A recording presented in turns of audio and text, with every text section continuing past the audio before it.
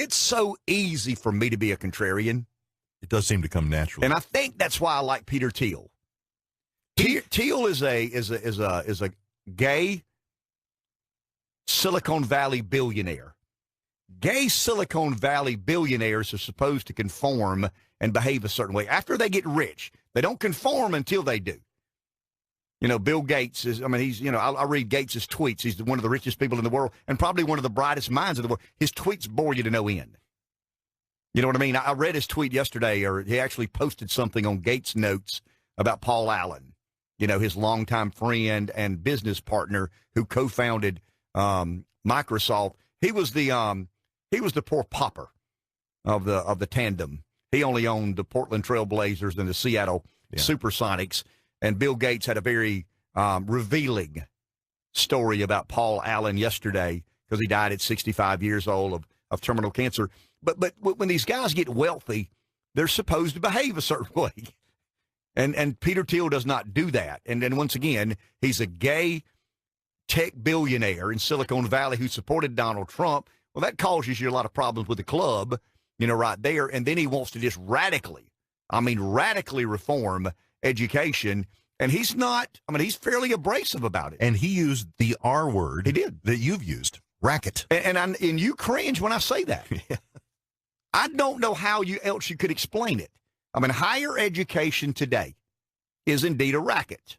Peter Thiel just said racket twice, scam once. I made a couple of notes. I'll tell you what I thought was the most important comment that he made specifically, and that is, you know, society has been convinced that if you love your kid, you can't allow your kid to fall through the cracks. And as the cracks get more, as the cracks get bigger and more of them, then there's a better likelihood that your kid could fall through that cracks. And here's what he said, and I'm quoting the exact verbatim, that's the way it's advertised. In other words, they're advertising college as something to protect your child from falling through the cracks.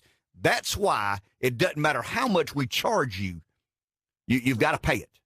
Because you love your kid, don't you? And you don't want your kid to fall through that crack, do you? So it doesn't matter if it costs you $100,000. It's worth $100,000. Do you love your kid or not? And I think the availability of credit has created a bubble. And out of that, and Rev, here's one thing I'm sure of. Bubbles will burst at some point in time. There's always been a bubble out there somewhere. And most of us don't see it until it bursts. I was looking through some numbers last night.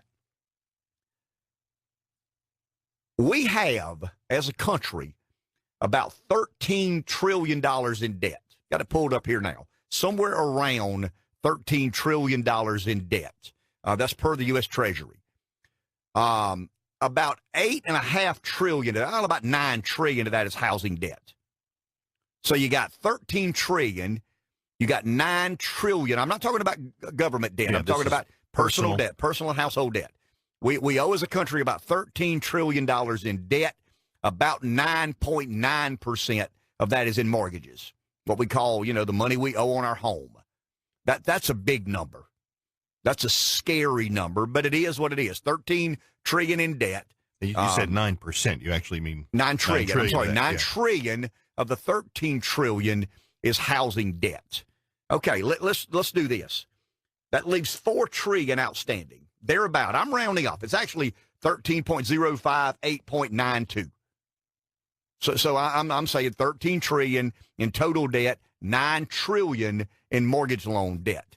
So we got about $4 trillion floating around out there. So that's unbelievable. $4 trillion excluding mortgage loan debt.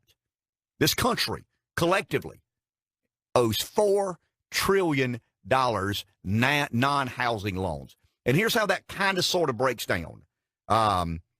We got about 400 to 500 billion, half a trillion, roughly, in what we call equity debt, collateral debt. In other words, you've got an equity line at your house. You've got an equity line on a farm. You borrowed against something. It's collateralized debt, what we call equity debt. We got about $500 billion of that. We got about $750 billion in credit card debt. Actually, about 825 or 30 billion a little better than 3/4. And I'm rounding off. I mean, these numbers are rounded off a little bit, but it's pretty close. And then we got about 1.1 trillion in auto loans. So you got about, $500 billion in money borrowed, and you might have borrowed the money to go on vacation. You might have borrowed, there's no telling what you did with that money, but you collateralized it with your home or another valued asset. And then credit card debt. Got no idea what we've charged with that. But we got about $800 billion in credit card debt. That could be everything from the shoes you're wearing to the vacation you went on to the meal you had last night. That's credit card debt. And then we've got about $1.1 trillion owed on the vehicles we ride around in. Now, this is commercial vehicles as well as personal vehicles. This is companies that have purchased vehicles, through GMAC. I think GMAC's folded. Ford Motor Credit, Toyota, credit, wherever you buy your vehicles, on Navistar if you're commercial. And then we've got about 1.5 trillion in student debt. So if you think about it, you kind of go equity debt, and then you go credit card debt, and then you go auto loan debt, and then you go student debt.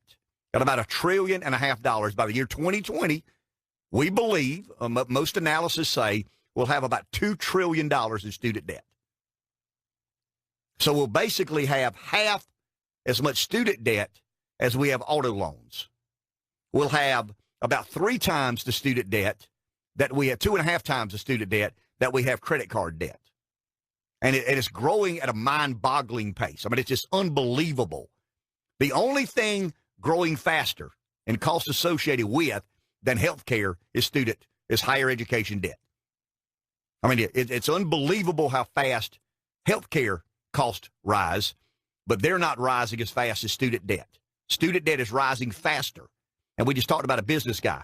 The health insurance, the cost of health insurance in his company went up 11% one year, 13% the next year, 16% the third year. Student debt is increasing faster than that. Here's what I want you to stick with me, because here's why I believe we're heading for a you-know-what.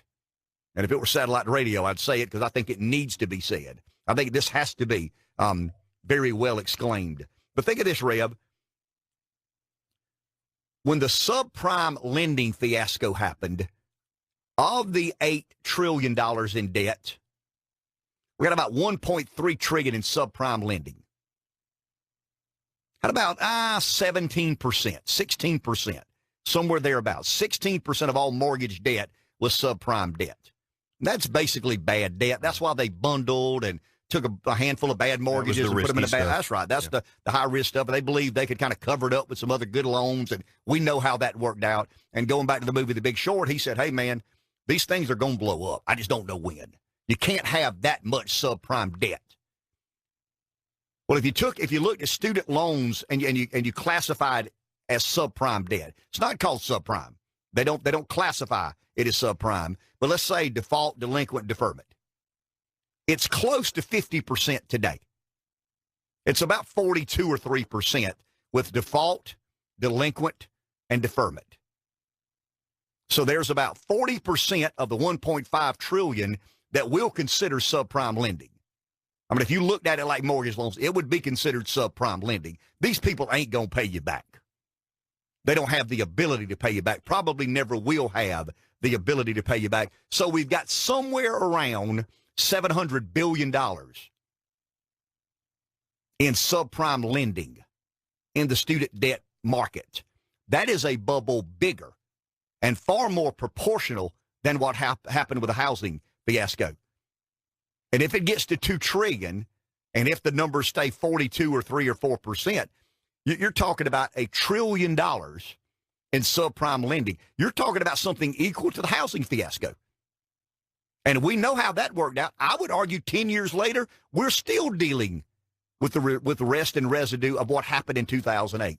That's why I'm so opinionated about this. That's why I don't understand how we continue to go down this road. And once again, Larry and I talked yesterday, 90% of this is backstopped by the federal government. This is not my point, and my beef and my argument has nothing to do with whether or not you're educated. Has nothing to do with how educated our society is. Has nothing to do with whether education prepares you better for gainful employment or not. We can debate all of that. And I'd probably agree with most people on the fact of having an educated society. My argument is financially. We can't afford this. There is no way these numbers work. They'll never work. I wanted everybody to live in a big house and a swimming pool. We found out the hard way that everybody can't. And everybody can't afford a college education. And we've insisted and advertised to the American public that that's the only way you can lift yourself into the middle class is to get a college degree. And then we start lending money and lending money and lending money and lending money. And does the college worry about it? Does the bank worry about it? No, because who's got their back? The taxpayer, the federal government. And I think it's reckless. I think it's unbelievably reckless that we've allowed this to happen. And I think we're already there. Now, nobody's doing anything about it. I did hear where these universities have hired counselors to lecture to kids about not borrowing too much money. But guess what they've done? They continue to borrow the money. They continue to lend the money. And the numbers just don't work. So my argument is not based on whether education is good or not. Some people try to hear it that way. I've never based my argument on whether education is good or not. Education is good. I'm going on the record. Education is good. The better education, the better. The best education, the best. I agree with that. All I'm saying is there is a financial dynamic here that doesn't work. We found out the real hard way that everybody couldn't own a home.